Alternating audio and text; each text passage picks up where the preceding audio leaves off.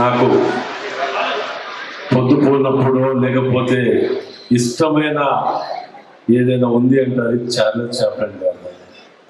ఎందుకంటే నేను ప్రతిసారి వారి కామెడీ చూసిందల్లా వారు కామెడీలో నిజమైన జీవితాన్ని గడిపినటువంటి గొప్ప వ్యక్తి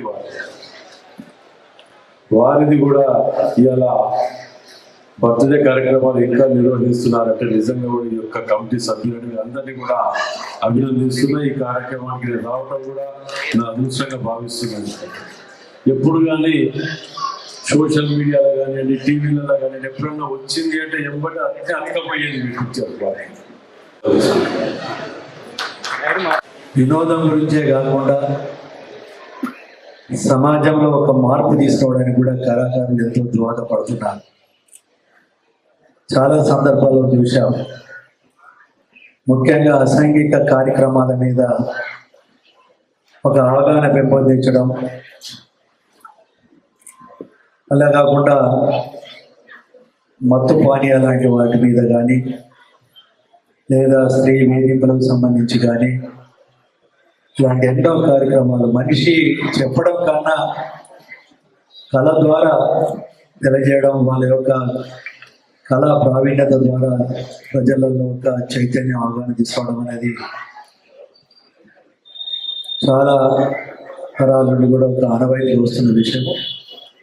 ఒక రకంగా చెప్పాలి అని అంటే సినిమాలకేమో క్రేజ్ పెరిగింది, గ్రామీణ ప్రాంతంలో కానీ ఇలాంటి ప్రాంతంలో ఉన్న కళాకారులకేమో కొంత గుర్తింపు తగ్గుతున్న పరిస్థితిలో ఇలాంటి కార్యక్రమాల ద్వారా సాంఘిక దురాచారాలను దూరంతో పాల్గొనడానికి తీసుకునే కార్యక్రమాల ద్వారా కళాకారులకు ఒక గుర్తింపు, గౌరవం ఇవ్వడం అనేది ప్రతి ఒక్కరి బాధ్యత.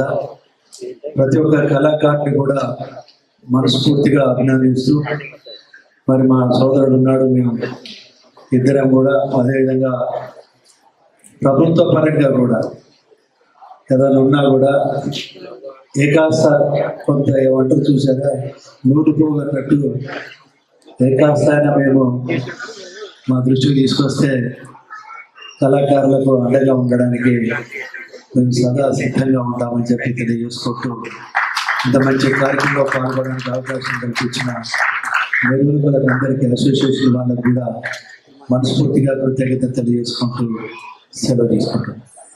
ఆ రోజు ప్రారంభించిన ఈ సంస్థ అంచెలంచెలుగా వెలుగుతూ ఎన్నో కార్యక్రమాలు చేసింది. ఈ సంస్థ యొక్క స్ఫూర్తి వరంగల్కి సంబంధించిన కొద్దిమంది మిత్రులు కాళోజీవం గారి మీద ఒక లఘు చిత్రాన్ని కూడా చిత్రీకరించడానికి ఆ రోజు కొంత ప్రేరణ కూడా కలిగజేసింది.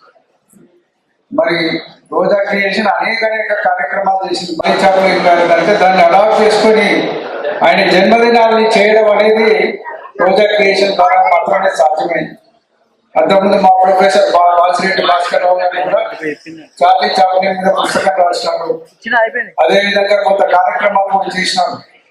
కానీ ఇక్కడ ఈ గార్డెన్ లో, పబ్లిక్ గార్డెన్ లో చార్లీ చాప్లిన్ యొక్క చిత్రాలను ప్రదర్శించడం అనేది మా శ్యామ్ తోటే మొదలైంది. ఇక్కడ వాటిని విపరీతంగా జనాలు కూడా ఆస్వాదించిన నేపథ్యాన్ని కూడా మనం చూస్తున్నాం.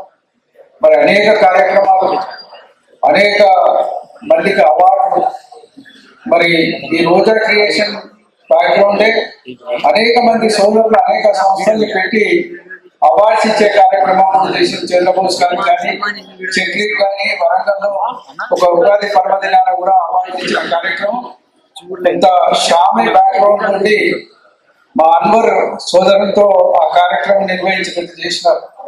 ఇట్లా అనేక మందికి ప్రోత్సాహాలు ఇవ్వడం, వేదికలు ఏర్పాటు చేయడం, కళాకారులకు ఒక వేదిక తయారు చేయడం, వాళ్ళ టాలెంట్ ఎగ్జిబిట్ చేయడానికి మన దగ్గర వేదికలు లేవు.